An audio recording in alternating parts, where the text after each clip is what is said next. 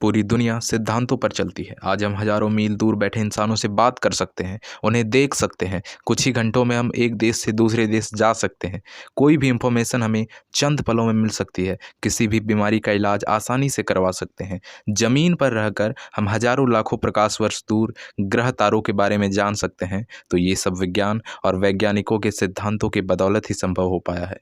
कई वैज्ञानिकों ने कई ऐसे खोजें की जिससे पूरी दुनिया ही बदल गई। आज हम आइंस्टीन के द्वारा दिया गया इस दुनिया का सबसे बड़ा सिद्धांत, जिसे थ्योरी ऑफ रिलेटिविटी कहते हैं, आपके सामने रखने जा रहे हैं। तो कहीं जाइएगा मत और इस वीडियो को पूरा देखिए और साथ ही हमारे चैनल को सब्सक्राइब भी करें ताकि इसी तरह की इंटरेस्टिंग नॉलेज आपको मिलती रहे। थ्योरी ऑफ रिलेटिविटी, जिसे हिंदी में सापेक्षता सिद्धांत कहा जाता है, इसे दो हिस्सों में डिवाइड किया गया है। एक है स्पेशल थ्योरी ऑफ रिलेटिविटी और दूसरा है जनरल थ्योरी ऑफ रिलेटिविटी। पहले जानते हैं स्पेशल थ्योरी ऑफ रिलेटिविटी के बारे में। इस दुनिया में दो तरह के फ्रेम ऑफ रेफरेंसेस होते हैं। एक है इनर्शियल फ्रेम ऑफ रेफरेंस और दूसरा है non inertial frame of reference. Inertial frame of reference मतलब कोई भी ऑब्जेक्ट, वस्तु या बॉडी अगर एक ही निश्चित स्पीड से ट्रेवल कर रही है, किसी भी सिचुएशन में अगर ये गति कांस्टेंट है, तो ये इनर्शियल फ्रेम ऑफ रेफरेंस में समाविष्ट किया जाता है। Non inertial frame of reference वो होता है जिसमें स्पीड कांस्टेंट नहीं होती है। जैसे कि रास्ते से जा रही कार, जब उस कार के रास्ते में बाधाएं आने लगती है तो उसकी स्पीड कम होती दिखाई पड़ती है। सही समय के साथ जब किसी ऑब्जेक्ट या बॉडी की स्पीड कम या ज़्यादा करनी पड़ती है तो उसे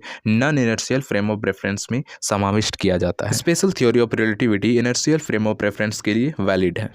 जानते हैं कि मोशन और टाइम ये दोनों एब्सोल्यूट क्यों नहीं है, साथ ही ये रिलेटिव कैसे हैं, उसके बारे में। आप मान लीजिए कि किसी कार में बैठ के आप 60 किलोमीटर पर आवर की स्पीड से रास्ते से कहीं जा रहे हैं और आपके साथ आपके दो दोस्त भी कार में बैठे हुए हैं। तो आप तीन लोगों के लिए एक दूसरे के हिसाब से आप लोगों की गति शून्य है। अब मान लीजिए कि रास्ते के साइड एक लेडी खड़ी है, तो उसके हिसाब से आप लोगों की गति 60 किलोमीटर पर आवर ही होगी। चलिए अब थोड़ा और मानते हैं। मान लीजिए कि आपके सामने आपकी तरफ एक और कार आ रही है जिसकी गति 60 किलोमीटर पर आवर ही है, पर चूंकि आपके कार की भी गति 60 किलोमीटर पर आवर है, तो कार में बैठे बैठे आपको ऐसा लगेगा कि वो कार जो आपके सामने से आ रही है वो 120 किलोमीटर प्रति घंटे की रफ्तार से आपकी तरफ बढ़ रही है। ये बात पता चलती है कि मोशन यानी कि गति रिलेटिव, कार बदलते ही मोशन में फर्क आ जाता है। और चलिए अब ये जानते हैं कि समय कैसे रिलेटिव है उसके बारे में। 18वीं सेंचुरी के अंत तक मैकलसन मॉर्ले एक्सपेरिमेंट ने साबित कर दिया था कि प्रकाश की गति तय है। ये किसी भी हालत में, किसी भी सूरत में कभी बदलती नहीं है। पर यह भी तय था कि प्रकाश ही सबसे तेज ट्रेवल करता है इस पूरे ब्रह्मांड में। कोई भी वस्तु अथवा बॉडी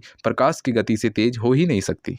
और अगर ये बात सच है तो फिर से एक बार मान लेते हैं कि एक यान ब्रह्मांड में प्रकाश की गति से भी तेज चल रहा है और उसी समय उस यान के आगे लाइट लगी हुई है। तो उस हालात में उस यान की गति और लाइट की गति को मिलाकर हिसाब लगा ले तो ये गति प्रकाश की गति के दुगुना हो जाए। तो इक्वेशन टूटे ना, इसीलिए उस यान में बैठे लोगों के लिए समय धीमा होने लगता है। मतलब कि उस यान का साल, एक साल पृथ्वी के हजारों सालों के बराबर होता है, ऐसा आइंस्टीन ने बताया। और साथ ही ये भी साबित किया कि समय एब्सोल्यूट नहीं है बल्कि रिलेटिव है। आइंस्टीन अपने द्वारा दिए गए स्पेशल थ्योरी ऑफ रिलेटिविटी से पूरी तरह से संतुष्ट नहीं थे, इसलिए उन्होंने जनरल थ्योरी ऑफ रिलेटिविटी की नींव रखी। लेकिन दोस्तों, इस नींव को और उस थ्योरी को अच्छे से समझने के लिए हमें और आपको कुछ वक्त और इंतजार करना पड़ेगा, क्योंकि मैं लेकर आने वाला हूँ उसके लिए एक सेपरेट वीडियो। तब तक के लिए हंसते रहिए, खुश रहिए और मुस्कुराते रहिए। और साथ ही हमारे साथ जुड़े रहने के लिए हमारे चैनल को सब्सक्राइब करें और साथ ही बेल आइकन को प्रेस करना ना भूलें ताकि हमारी लेटेस्ट अपडेट आप कतई मिस ना करें।